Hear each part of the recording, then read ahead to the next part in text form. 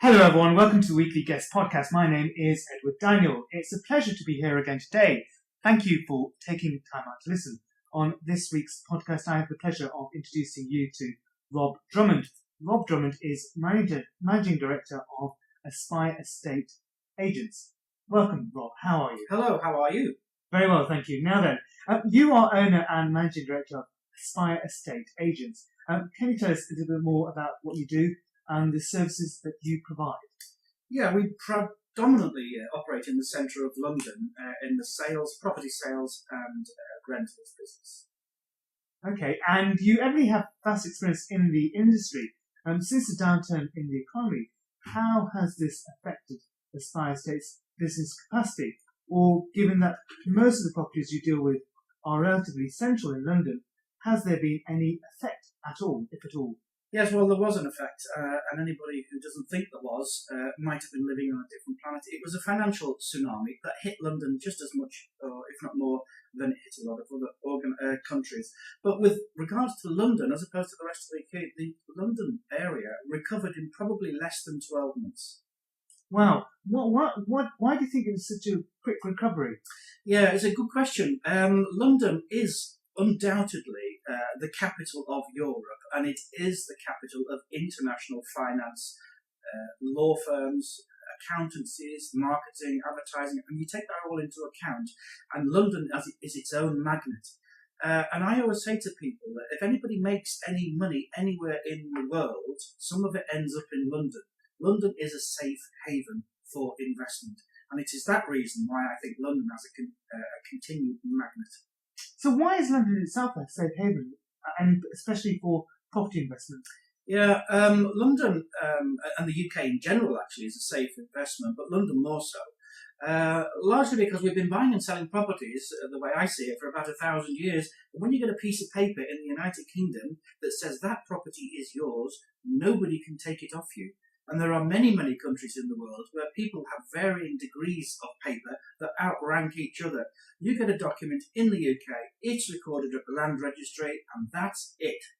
Fantastic. And Aspire Estates has a can-do approach combined with a win-win philosophy, a fair price structure, and yes attitude. Would you say that this gives you an edge over your competitors? I mean, people generally have a pretty bad preconception of estate agents, but Aspire Estate Agents appears to go out of its way to disapprove this preconception. I think in many cases, not all cases, there's some very, very professional guys and ladies in property sales and lettings. There's no doubt about that. But there's far too many who are not experienced enough. They come straight out of university. They do not know the market, and it takes many years sometimes to understand the market and how it operates. And I know this because one of my big corporate clients says to me, Robert, you are the first agent in 15 years I have been working here who's given me an offer for a property and told me to reject the offer because you, the agent, don't think it's high enough. I've never had that in 15 years. I usually get agents telling me to accept the offer because it's the only one in town. It's quite refreshing, the attitude and the situation, the service that you have. And I put it down to the fact that we are also property owners. We are investors in our own right. We have tenants in our own right, and we understand the business from that point of view as well. And Aspire Estates stresses that it strikes out from the norm by having a completely flexible approach to doing business with you. Is it the case that though the properties might be similar, it's the clients that differ and their personal demands, and that your agency goes further to meet your clients' prerequisites? Well, it's also true that we do that, and sometimes we back that up with cash of our own to make a deal work, and this is quite extraordinary in the business. If we're £1,000 adrift, I mean, I did it yesterday. I got a sale in yesterday, and to make the numbers work for the client, I give her a rebate of £1,500 on an £8,000 fee. I'd rather have £6,500 but not have £8,000. But just to shut the client up, and I don't mean that in a nasty way, but just to make the deal work, if you like, I said to her, you know what, I'll just rebate part of my fee to make it all work. So it's a win-win philosophy. The buyer wins, the seller wins, I win. from a seller's point of view, from an agent's point of view. And also my customers can see that I'm taking some of the pain as well. And I don't mind doing that because that's good business. And what would you say is a percentage share of the type of business that Aspire acquires? More lettings than property sales, or does the varying demand tend to be more seasonal? It depends how you measure it. Probably in our revenue, 50-50 is sales and lettings. But in the numbers of properties that go through our books, probably 80% or 90% is lettings. And that is repeat business, of course.